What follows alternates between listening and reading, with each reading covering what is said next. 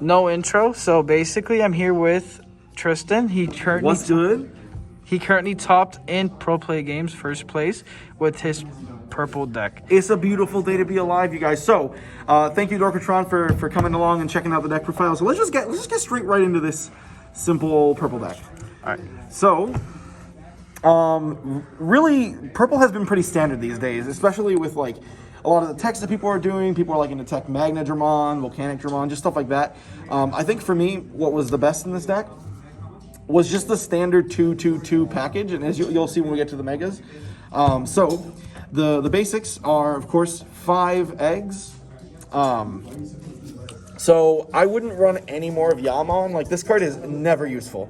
Like, however many times I get this behind a Devimon and I just kind of swing in and I'm like, cool, 5,000 power Devimon. Like, this has been useful maybe one time out of like the many times. But you play it because it's a 5th egg, and then you play, of course, for Pagumon. This card is incredible. I don't know how long it'll survive through the metas as other eggs come out, but right now it's pretty good when you're trying to turbo into a Beelzemon.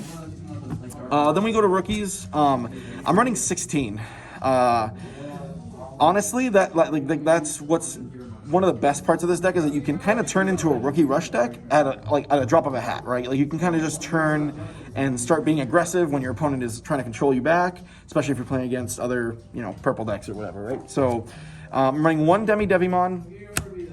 This card is really good, but like the moment I get something that's like another Tapermon effect or something, this is the kind of thing I would take out. There are turns where you play this and you get a Chimeramon and you can immediately sack it and destroy something. But overall, I don't think this is necessary, but you do play the 1 because it can lead to some good combos. And of course, I'm playing 3 Tapermon. Only reason I'm not playing 4 is because there are so many games where I get close to decking out against purple, and my LGS plays a lot of purple. And so you don't want to like get decked out just because you play too many of these, and like you summon these and Impmons and you mill your deck. So I'm only playing 3, though honestly you could max this with 4. Like, Tapermon is so good. Then I'm playing 4 Sukaimon. This is the biggest change I made to the deck like recently. This was at 2 before, and then I did 3, and like I found that it was so good at 4. Like, putting this behind a Vilemon really makes your opponent think about like how they're gonna swing into you. And just getting that 1 extra memory, like putting you at 4 memory, can make it so that you can Beelzemon into a Millenniummon in the same turn. So Sukaimon, incredible card in this deck, and I would definitely like keep playing 4. Same thing with Gabumon. This is one that I've seen people cutting to 3 because it's so much draw, but you want to evolve into this ASAP, like as soon as possible. So totally, like at least in my opinion, I like this with a Wizardmon in front, or like just putting it behind a Vilemon and forcing your opponent to block is so good. And then the last rookie is, of course, Impmon. You don't want to play this if you're not playing Beelzemon, to be honest. Like, Beelzemon is the reason that you want to mill a bunch of cards, and why you want to get it back with Matashita, and then like summon this with a Night Raid and start shooting people down. Don't play this if you're not playing Beels, unless you're playing like a Turbo Metal Garurumon deck and like a Piedmon deck. But I honestly I wouldn't play this in anything else. And then here we get to the other stuff. This is where the numbers start to deplete a lot. You're running 4 Vilemon. You have to run Vilemon at 4. Especially if you're playing Piedmon. Like, blockers are just way too good in this game, and especially in the 1.0 format. Who knows how good blockers will get over time, but I know that we're about to get another blocker, so Piedmon decks are going to have a field day with blockers very soon. Then, of course, the other staple, you have to play 4 Devimon. Like, this card's just too good. It's a good response to Omnimon. It's a good response to like any red deck that's trying to aggro you out, any blue deck. Like, you just keep 2 rookies in play. Like, that's one of the best like beginning game play turns that you can do, is hatch an egg, turn into a rookie, and then play out a rookie.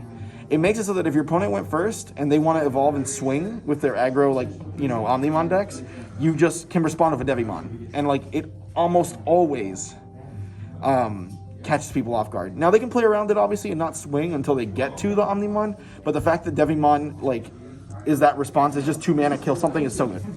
And then the last thing, I'm playing 1 Wizardmon. Is this necessary? No. But does it work? Yeah, I mean, sometimes you want like that 5th Tapermon or that 4th Tapermon that you're playing. I do think like that running one extra level 4 has been really like useful. But does it have to be Wizardmon? Like, can it be another blocker once they come out? Yeah. And there's other options, of course, but you know, it works out. It worked out for me in the tournament. And if you play Magnadramon, play this, like, and just geek people that retaliate.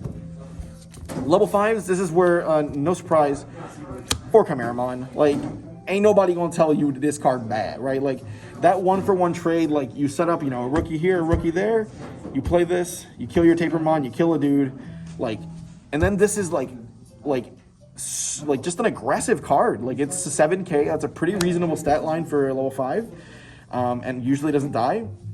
And then you can immediately level up in the next turn into like a Lilithmon or just into a Beelzemon or just something.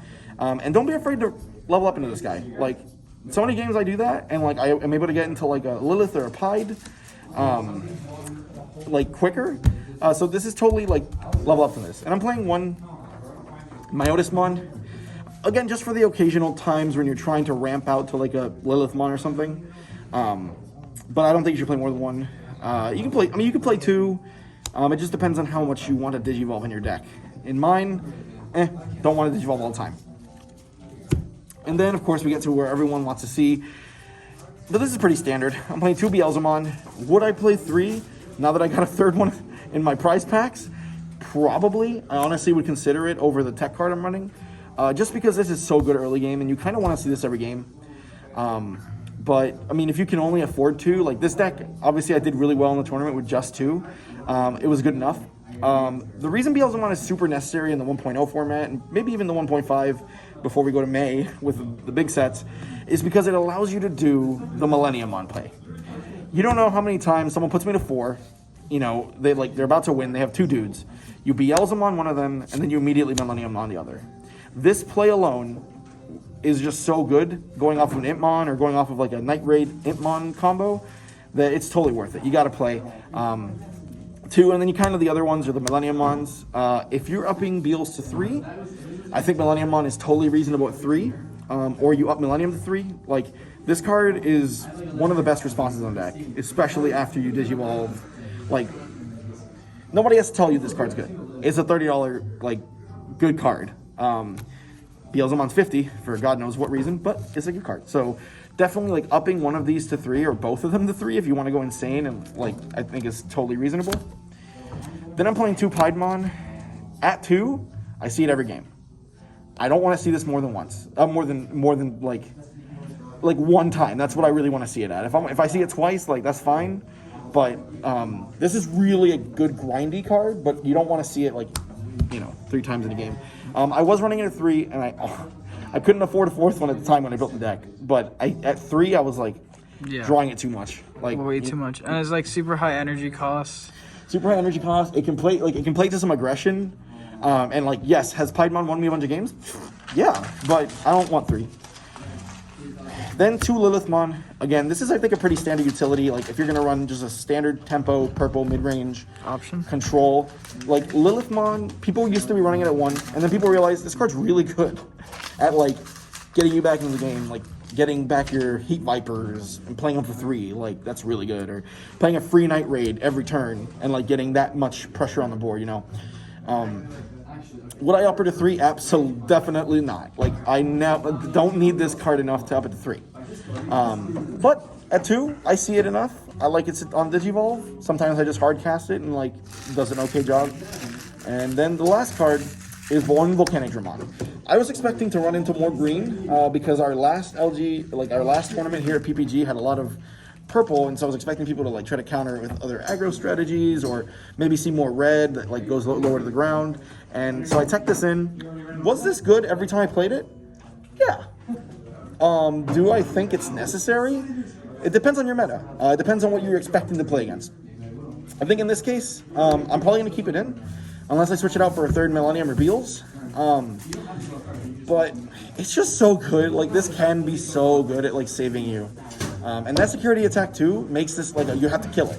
If not, it starts to kill your opponent, and like it's just too scary. So don't sleep on this card. You can obviously run Puppymon in this spot or Magnadramon. It just depends on your playstyle. I really like this because I was never upset about casting this, even if I didn't kill anything, you know, or killed one dude.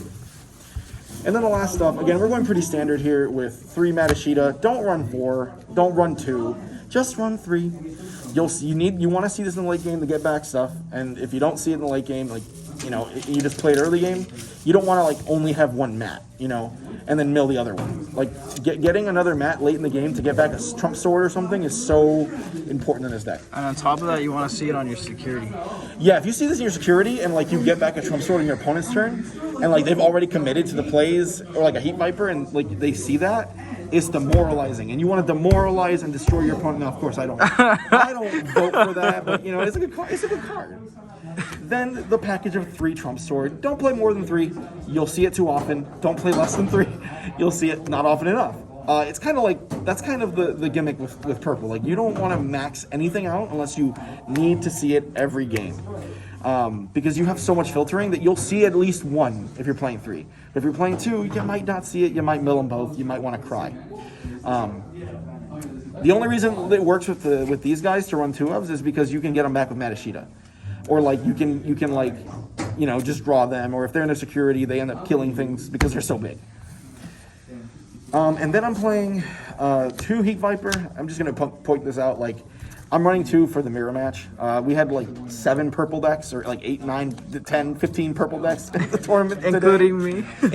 including our man here. At 1, you see this, and then you have to get it back Lilithmon. At 2, you'll see it often enough, I think. Like, I don't want to up this to 3. I've never felt like, oh, no, like, I don't have enough. At 2, I think this card's great. Now, you might be thinking, well, this is a little excessive. Honestly, like, it might be a little excessive, but that's what I was playing for this tournament, and it ended up working out just fine for me, so. Until they start rookie rushing you, then it's perfectly And then you're like, fine. I need the, I made that 2 Volcanic Dramon, bro. It's better to have 2 Heat Vipers and at least 1 of Volcanodramon. Yeah, I wouldn't, or like, if you really, like, because the thing with Heat Viper is that it's really good on paper, except for when they only have 1 level 4, and you're like, well, I don't want to kill my 1 thing to kill their 1 thing. Now, it's worth to do it most of the time to do that. Like, you kill your Tapermon to kill their thing. But it feels so bad. Whereas, like, Volcanic Dramon is like, oh, I don't have to choose. And also, I get a body out of it. So that's why this card is, like, such a good tech, and it's only a quarter. Like, pick this shit up now. Like, this card's so good. And then the last thing, 3 Night Raid. Should you play 4? I don't know. Does 3 work for me? Hell yeah. This card is just so good at being like neither one of us is doing anything. Both of us have just controlled each other the entire game. Cast 2 Night Raids, get 2 dudes out. Your opponent has to deal with them or they die.